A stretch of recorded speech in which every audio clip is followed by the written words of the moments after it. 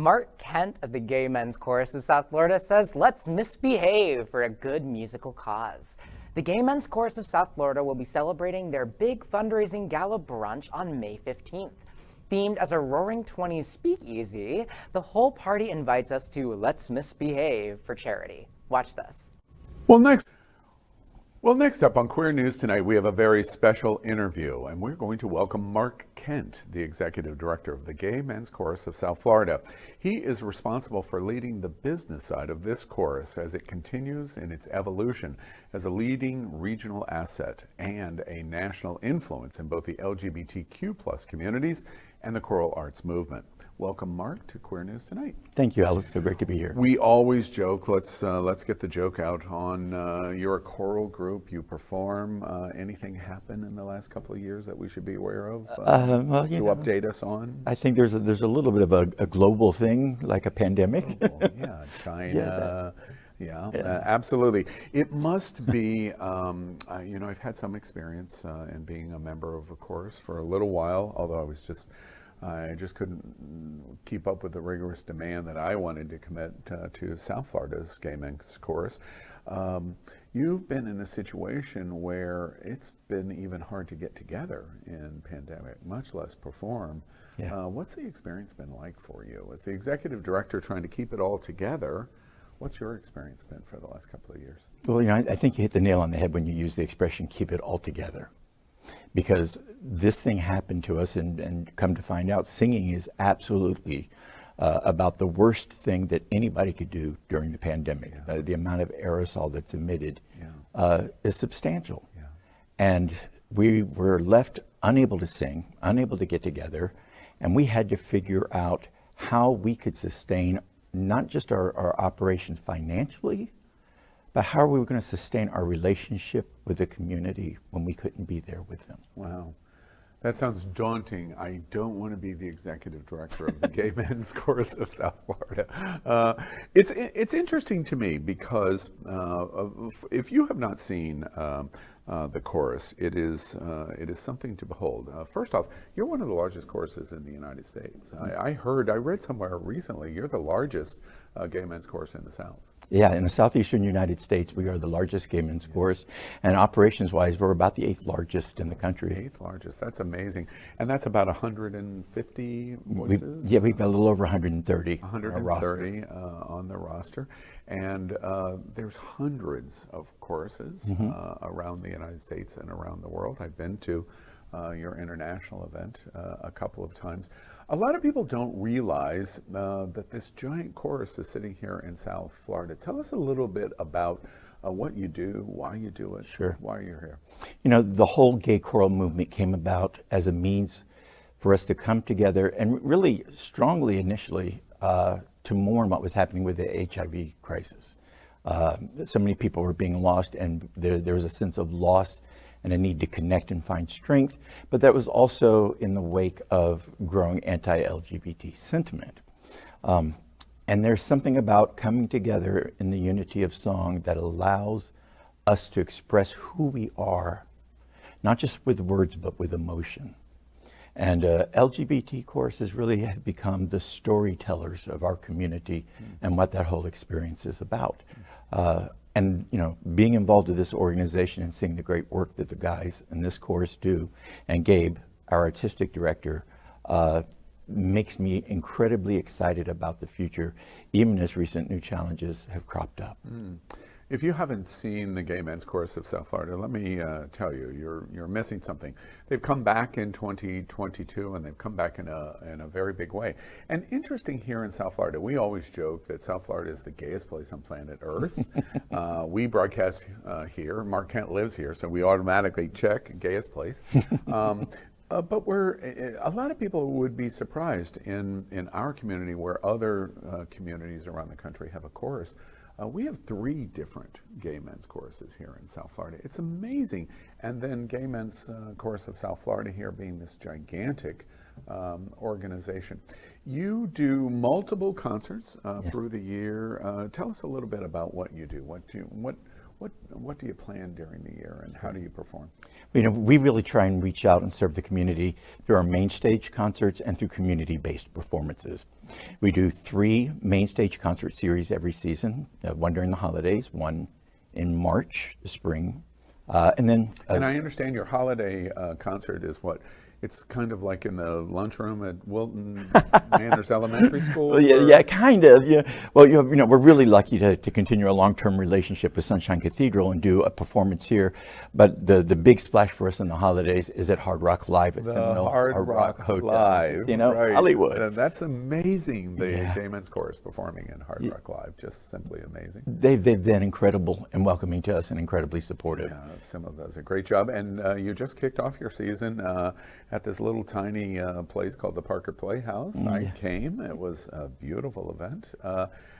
Why the commitment to be in places like that? Sunshine Cathedral, Performing Arts here, Parker Playhouse, the Hard Rock Live. After all, we're just, you know, gay chorus. Why the commitment to do something as splashy and spectacular as that? Well, part of it is the demand is there. You know, we need to be able to accommodate easily 1,000 audience members, you know, per concert series, and in the holidays we've got to accommodate about 2,500 audience members.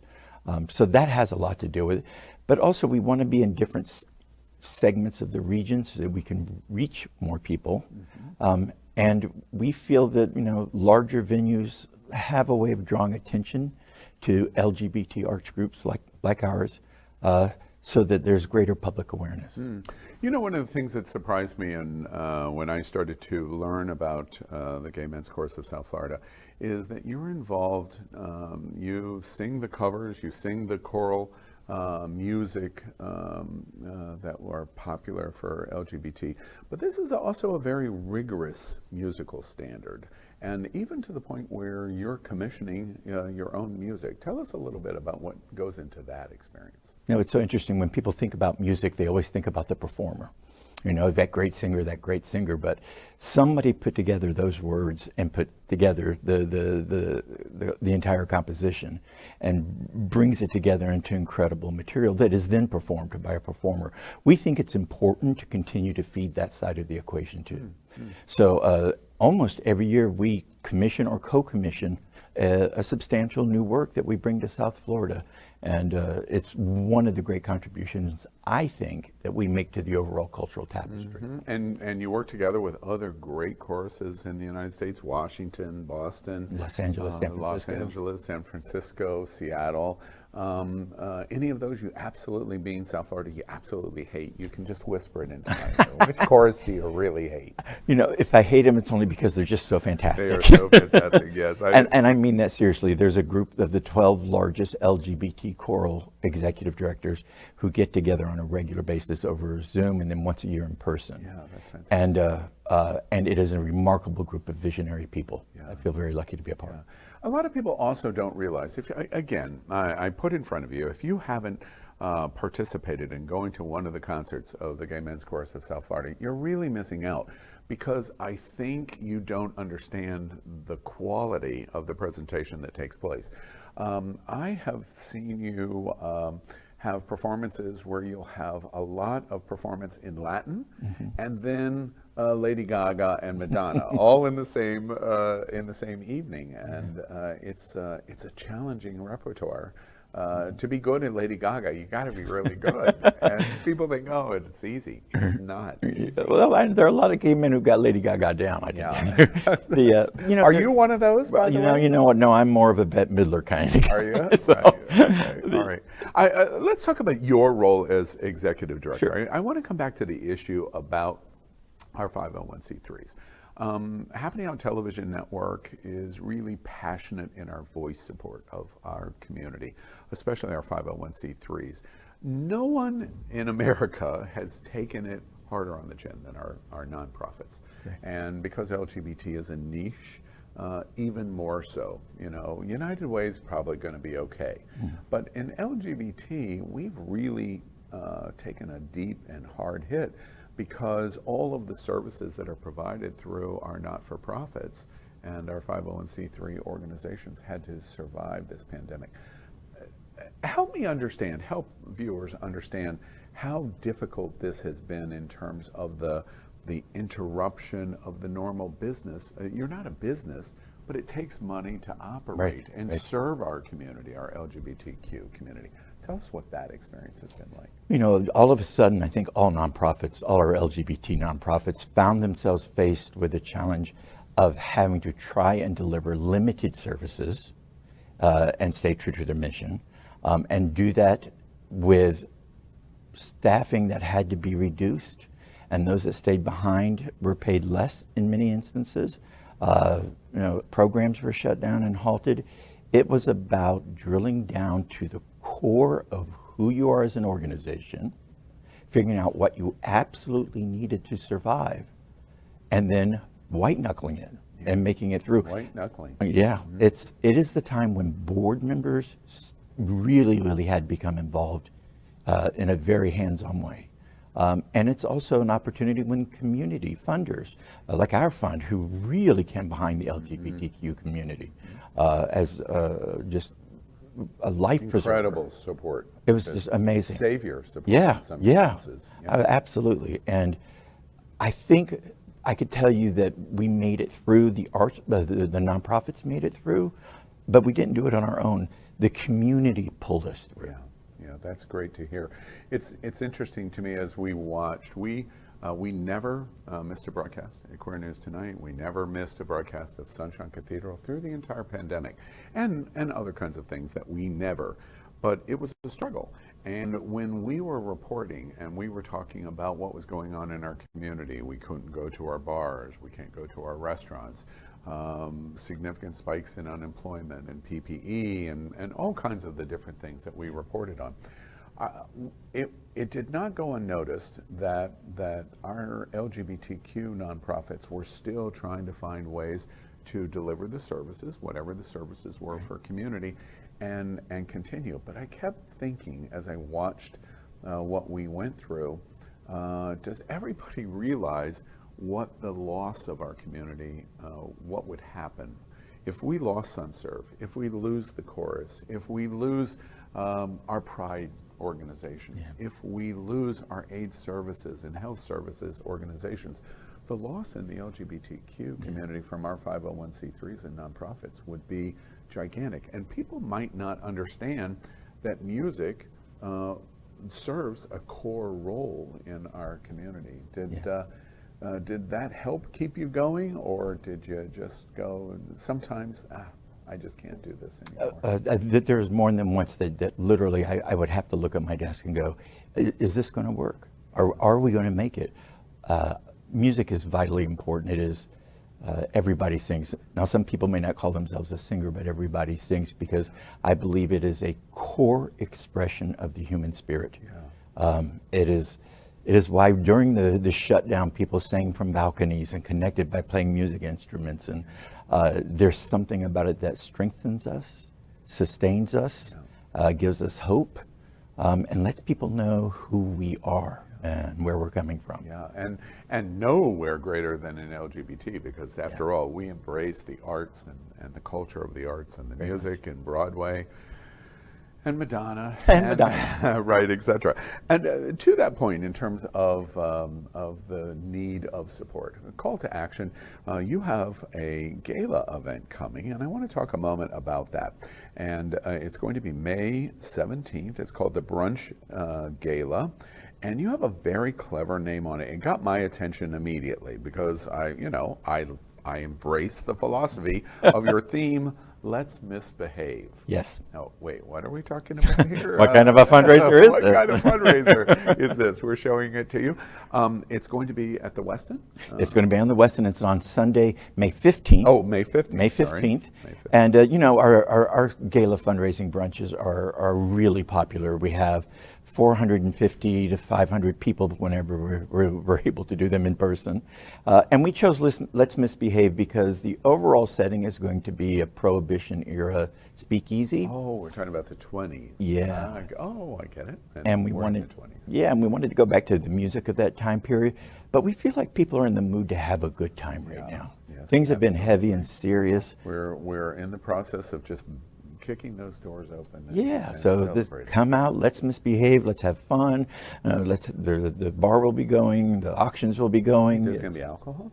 Well, just for those who want it. Yes. Well, there was prohibition, so apparently we're not going to completely follow the Roaring Twenties. Yeah, well, that's why it's going to be the speakeasy complete, we hope, if the construction works with the little door and a password to get you in. Excellent. And then the All party right. starts. You're going to slip that to me later. You better believe it. So May 15th at the Westin Fort Lauderdale Beach. How do you make reservations for this? Just go online to our website, www.gmcsf.org, Game Men's Chorus South Florida, GMCSF.org, and it's splashed right there on the front page. You can't miss it. Excellent. and I encourage you, make sure that you go. There has never been a year. The course has existed how long? We're in our 12th season right now. 12th season of the Gay Men's Chorus of South Florida. There's never been a year where you're needed more for the Gay Men's Chorus of South Florida than right now. And this is the way you can help give back. And we encourage you in the same way, support our 501c3s and our nonprofits. Then the other big thing that's coming up, we're heading full steam ahead to Pride Month. It's going to be the first real return to a Pride Month. We had a little bit of an experiment last year in 21, but this year it's going to be all out, and the Gay Men's Chorus of South Florida is going to be all out for that too. Tell us a little bit about what's going to happen June 24th and 25th. Yeah, we can't be a Gay Men's Chorus and not do something during Pride Month. And we've got a really special concert coming up this year. You mentioned the commissioning work that we do. And we're doing a concert called Unbreakable and Unstoppable. And the first half of the concert is a piece that we co-commissioned with a Broadway composer, Andrew Lippa. And it looks at chapters of LGBTQ plus history, starting just about the early, 21st century. And it hits major chapters looking at key leaders and celebrating, the momentum and the strength and the heroes that got us through some really, really difficult times. Sounds fantastic. The event, we're showing you the image right now, Unbreakable and Unstoppable. What two great words to combine with a Pride concert. And with these two concerts, we should get in June 24th and 25th, right here at Sunshine Performing Arts Center. We have a great partnership here of cooperative work together. We support Sunshine Cathedral. We support the Gay Men's Chorus of South Florida. The concerts here are at Sunshine, and Sunshine's support of the chorus and vice versa. It's a great combination of working together. Now, will these two concerts follow what I have seen through the years, where the first half is one chromatic theme, and then the second half you just go gay as all get out? That's going to be particularly true on this concert, because the first one does take that historical look, and there are some really great shining moments. The music is very Broadway musical sounding, as you would expect from Andrew Lippa. But when we were thinking about where to go after that in the second half, we said it's got to be crammed full of gay anthems. Yeah. It's got to be about the celebration and the triumph and the music that got us out on dance floors and feeling great about who we are. Yeah, and if you haven't been to a Gay Men's Chorus of South Florida concert, let me put it this way. So you have 130 voices on stage, you have some choreography. Think about Sunday afternoon at Hunter's with great mixed music. Well, the chorus does the exact same thing. They're mixing anthem music all together, and they'll move seamlessly from one song to another song, mixing and going back and forth. It's really very motivational in terms of hearing live voice do this. It's a very unique experience that you can't get anywhere else. The only place you can get it is in that live concert. Mark, we wish you all the luck. Thank you. You're optimistic about this year? I'm incredibly optimistic. Yeah. Again, the community is coming out and supporting us still. The attendance at our March concert was greater than what we expected. It was really, really I walked strong. into the room, and that was my first words out of my mouth to the friend that was with me is, wow, there's way more people here than I was expecting. That's a good sign. It is. It means people want us back. They want what we do. Absolutely. Well, if you haven't been before, you got to go. If you've supported through this last decade of concerts and activities of this vitally important 501c3 serving our LGBTQ community, it's time to come back. COVID and the pandemic is not over, but it's become endemic. And it means we have an obligation to help our community. And one of the best and greatest ways that you can do that is come May 15th to that brunch gala at the Westin. It's going to be so much fun.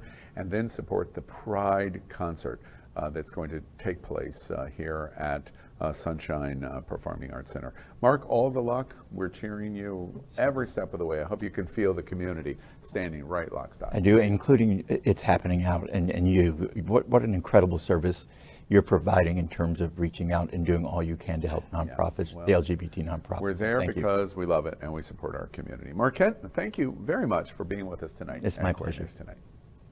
LGBTQ plus news is vital for our community and for the broader world as a whole. We have enough enemies at Fox News. Tucker, Sean, and Laura are loud. We need passionate allies. Happening Out Television Network, Queer News Tonight, and It's Happening Out are literally out of the closet and into the headlines. Our community needs your support. Like this broadcast and subscribe now to ensure the growth of the entire LGBTQ